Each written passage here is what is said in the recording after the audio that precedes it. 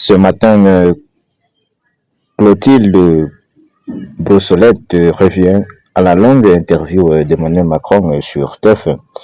Peut-être que le président pourrait s'inspirer du début sans faute du Saint-Père, le pape Léon XIV. Les auditeurs pourront s'étonner que de plus de 7 jours après, alors que l'actualité ne cesse de nous donner de quoi mettre à la une des journaux, je souhaite revenir sur la prise de parole du président sur TF1 le 13 mai dernier. Les journalistes et commentateurs ont déjà dit tout ce qu'il y avait à dire. Ils ont été unanimes. Notre président de la République n'a donné la preuve que de son impuissance, en se cachant derrière la Constitution et les limites de l'État pour justifier son inaction et ses échecs. L'homme n'est parvenu qu'à une seule chose, réduire ses ambitions passées aux imprécations d'un roi solitaire sans autre ambition que sa propre destinée. Destinée que les livres d'histoire pourront qualifier d'avortée, en arguant que l'État ne peut pas tout.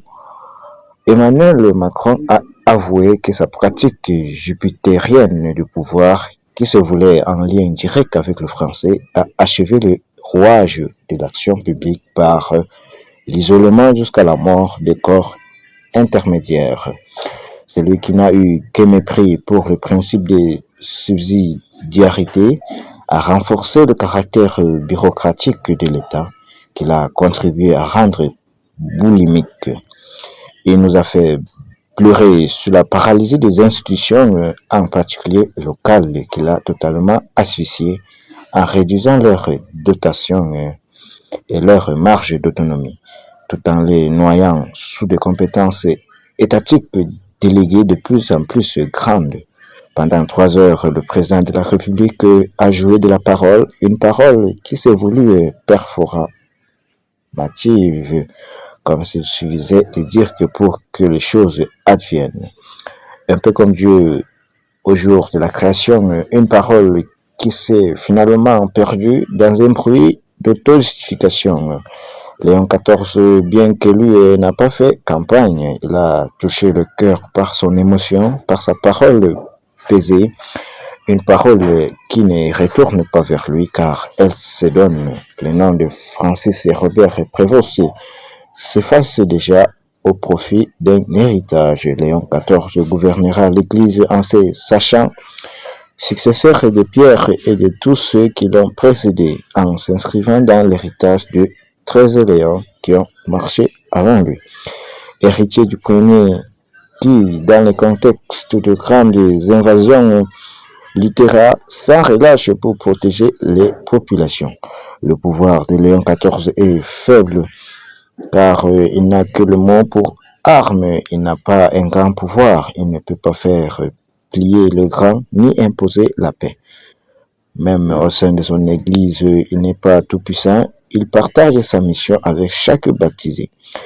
Mais son influence est grande car il exerce une autorité au sein latin du terme souverain pontife. Il a pour vocation de faire croître, de faire grandir.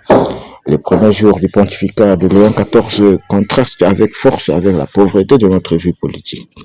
Peut-être devrions-nous relire l'encyclique de Léon XIII sur les origines du pouvoir civil, les Deutéronomes, publié en 1881, qui rappelle l'origine divine de toute autorité humaine.